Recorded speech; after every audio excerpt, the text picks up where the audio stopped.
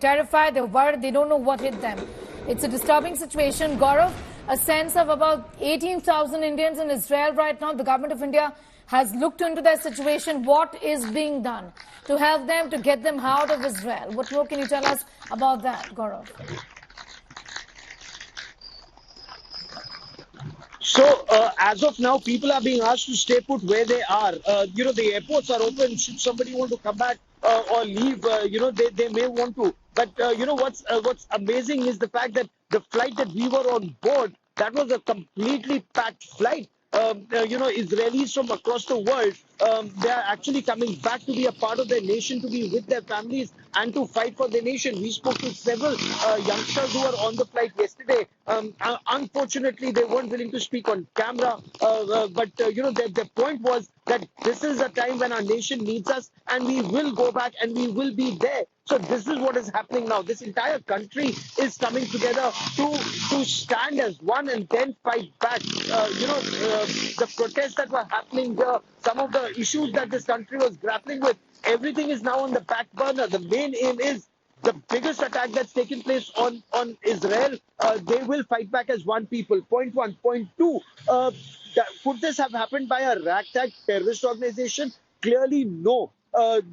Those who attacked Israel actually studied Israel's defense and security system very closely. The whole world talks about Israel's Iron Dome system. Now, the Iron Dome are those close quarter missile interceptors that are put all around very sensitive locations here. For example, where we are standing right now, in the heart of Tel Aviv, and this is like the city center, there would be a missile defense shield should there be an incoming rocket. And last night there were some sirens that went off. Now, should there be an incoming rocket, then the Iron Dome system gets activated. The radar spot that incoming rocket, and then an interceptor missile goes in and destroys that. And these are very, very expensive missiles. The Hamas actually studied the system well and countered it. How? A barrage of thousands of rockets coming together. The Iron Dome was actually overwhelmed. So this is not the work of some ragtag terrorist organization. And within Israel, they say that this has to be the work of the Iranian army or the Iranian forces who actually studied the system well and then planned an offensive. These rockets are very inexpensive. The system that's used, the Iron Dome system, is extremely expensive. So, the moment one rocket comes in, there are multiple interceptor missiles that go out. And that is where the moment these missiles got over, the more rockets that came in, they caused a lot of damage. So now Israel will have to grapple with dealing with this threat in times to come. The Iron Dome saved them so far. Now it'll have to be something different and something more lethal. That's where the Prime Minister Benjamin Netanyahu says that they will decimate the threat at source, which is destroying Hamas in the Gaza Strip. But will it be restricted to destroying Hamas at Gaza Strip or the backers of Hamas wherever they may be? That's the issue the world will have to grapple with in the times ahead, Sneha. Right. Be with us, Gaurav. Just coming back to you and to Ashutosh in a moment from now. But these are details that we have with us as far as a fresh rocket attack at midnight by Hamas, Islamist terrorists from Gaza to Tel Aviv and surrounding areas is concerned. The Iron Dome interceptors are actively thwarting these rockets. The Ben Gurion International Airport is also under rocket attack, is what we are learning. Gaurav continues to be with us, and so does Ashutosh. For that particular attack, Gaurav, what are the details that you have picked up? The airport is under rocket attack. It's crucial because that's from the airport essentially where a lot of people are leaving Israel, particularly those who don't live there, foreign nationals who are in fact there. And that's a crucial aspect to look at in terms of the evacuation efforts are concerned. Gaurav?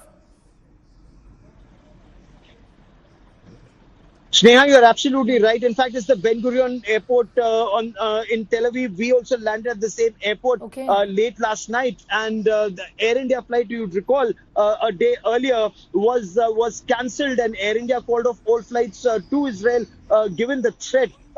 Even last time when we were reporting from Israel, we were told that the Ben Gurion airport is in the line of rocket fire. But then the defense mechanism around the airport is immense. The fact that our flight came in, the fact that other flights are coming in, and it's virtually the flights are coming in from all over the world at this point of time. So people are coming out and people are going and leaving.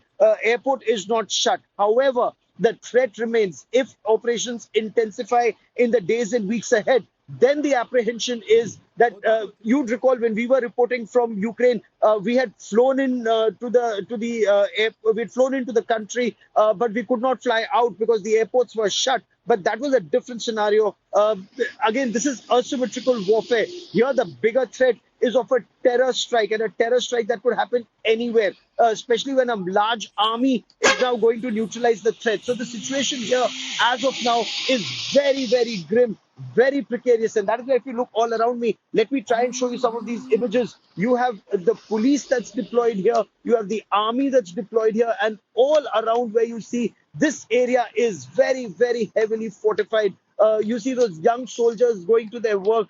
This is an area where you also have a large number of reservists who are being called in. So all around me, you do notice a lot of police personnel, a lot of army personnel, and that is because this is a country that's at war with terror. It's been announced by the Prime Minister. The massacre has been intense. We've seen 700 plus people being killed and a large number of people unaccounted for. And on the other side, the Hamas hasn't given up. The Hamas continues to strike. And this is where, Sneha, this operation is only set to intensify in the days and weeks ahead.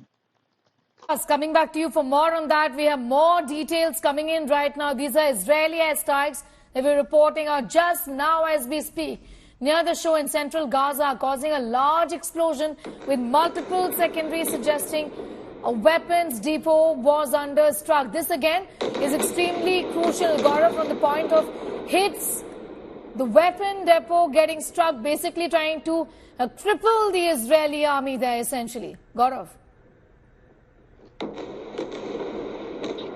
The aim is to cripple the Hamas. You're absolutely right. The aim is to cripple the threat that comes Israel's way. So all along, if you notice, the leadership of Hamas, that's being taken out. Their camps are being destroyed. Places where they stay, places from where they launch attacks, they are being taken out. And Israel is using every bit of its assets in terms of whether they're the drones, whether they're the aircraft, whether they're the rockets and missiles. Everything that they have right now is being used to decimate the threat.